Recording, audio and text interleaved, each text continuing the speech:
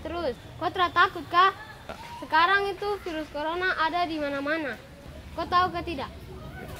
Ah, saya main dekat situ saja dengan sab teman-teman. Kau stop tipu sudah. Tadi saya lihat kau main banyak orang. Kau tidak tahu kah virus itu dia menyebar kalau kita saling kontak dengan orang lain. Iya kak Insos, saya kurang paham jadi. Tadi saya teman-teman ajak saya pergi, langsung saya pergi.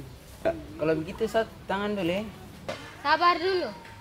Supaya kau lebih paham, tong tanya Bunda Dokter, juru bicara gugus tugas COVID-19 Kota Jayapura. Ya, benar apa yang Insos sampaikan ke Lambert bahwa situasi saat ini penyebaran corona ini hanya bisa kita hentikan dengan tidak berkumpul. Om berharap Insos dengan Lambert dengan teman-teman yang ada di sini jangan bermain berkumpul dengan teman-teman di luar rumah. Kalau mau keluar rumah harus menggunakan masker dan setelah beraktivitas harus mencuci tangan. Itu yang harus dilakukan oleh kita semua supaya kita memutus mata rantai penyebaran COVID di Kota Jayapura, Provinsi Papua. Kamu tuh sudah mengerti? Sudah. Bunda Dokter, bagaimana cara pencegahan penyebaran COVID-19 di tengah masyarakat? Kepada seluruh masyarakat dimanapun berada, kita sudah sama mengetahui kota kita kasus COVID ini sudah ada dan hampir tiap hari bertambah. Kami mohon masyarakat betul-betul memperhatikan karena ini mudah menularnya, yaitu melalui batuk, ya, melalui bersin atau cipratan ludah dahak ya. Ini mohon setiap masyarakat selalu hidup bersih dan sehat, cuci tangan pakai air mengalir dengan sabun, kemudian menggunakan masker, terutama bila keluar rumah, karena kita tidak tahu kita bertemu siapa, ya. Jadi gunakan masker supaya kita benar-benar terlindung. Kemudian sering olahraga, makan buah, sayur, kemudian ventilasi rumah supaya benar-benar sinar matahari bisa masuk ke rumah. Ya, kemudian makan makanan yang benar-benar bergizi. Jadi itu jangan stres, karena kalau stres mengurangi daya tahan tubuh. Sekarang semua sekolah diliburkan. Apa yang harus kami lakukan sebagai anak sekolah agar tidak kena virus? Yang memang hari ini masih libur ya, masih libur sekolah, bukan berarti di rumah terus main keliaran, tidak. Jadi di rumah, belajar di rumah ya, orang tua membimbing dan jangan sampai ini keliaran di rumah, apalagi mau mungkin tempat-tempat piknik itu tidak.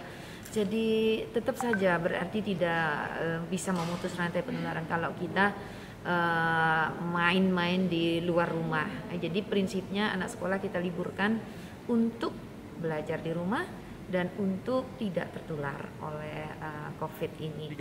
Bunda Dokter, banyak teman kami yang bertanya, apa yang dimaksud dengan ODP, PDP, dan OTG? Dia ODP, orang yang dalam pemantauan ya, biasanya. Ini sekarang misalkan ada satu pasien yang mungkin dia pernah ketemu gitu ya, tapi nggak deket banget. Kalau deket banget tuh orang tanpa gejala. Sebenarnya kita OTG dengan ODP ini hampir deket ya. Tapi yang betul-betul dekat sekali dengan orang yang kasus itu adalah OTG, orang tanpa gejala. Gitu. Jadi dia bisa berubah jadi positif gitu. Nah itu mesti kita cek dengan RDT atau PCR. Itu OTG. Kalau ODP itu orang yang kita pantau, misalkan dari kapal datang ya, kita pantau apakah dia positif, nanti berkembang menjadi PDP atau dia orang dengan bergejala atau tidak. Nah makanya kita kalau datang dari kapal atau pesawat udara itu kita karantina mandiri juga. Itu orang dalam pemantauan. Gitu. Kalau PDP pasien dalam pengawasan. Setiap orang yang memiliki gejala flu, gejala seperti influenza, batuk pilek, sakit menelan, demam, sesak napas, itu kita katakan PDP, pasien dalam pengawasan. Kemudian kita lakukan pemeriksaan, apakah itu pemeriksaan RDT, nanti setelah positif kita lakukan pemeriksaan PCR atau kita langsung PCR supaya memastikan bahwa dia benar-benar COVID atau tidak gitu. Apabila ada orang yang masuk kategori ODP, apa yang harus dia lakukan? Untuk masyarakat Kota Jayapura, sekali lagi yang termasuk dalam pemantauan, mohon mentaati melakukan isolasi atau karantina mandiri di rumah selama 14 hari paling tidak. Ya, gunakan masker, ya, jaga kesehatan seperti apa yang saya sampaikan tadi.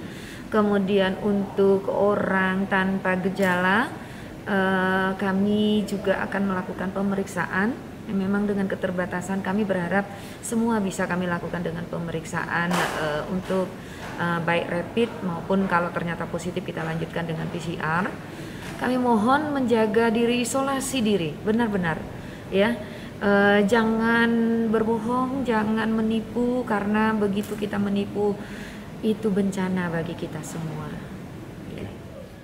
Bunda Dokter, di mana informasi tentang COVID-19 di Kota Jayapura yang dapat diakses oleh masyarakat? Untuk seluruh masyarakat dimanapun berada, khususnya Kota Jayapura, kalau ada mengalami masalah atau perlu konsultasi, karena kami sekarang melayani via online, seluruh puskesmas sudah ada nomor call centernya, dan untuk call center COVID-19 di Kota Jayapura itu kita ada nomor 0821 9783 7678, atau bisa juga menghubungi call center kami di setiap puskesmas. Ya, nanti kami sebarkan via bisa di medsos juga sudah tersebar sebenarnya. Jadi nanti bisa dihubungi puskesmas tempat. Terima kasih.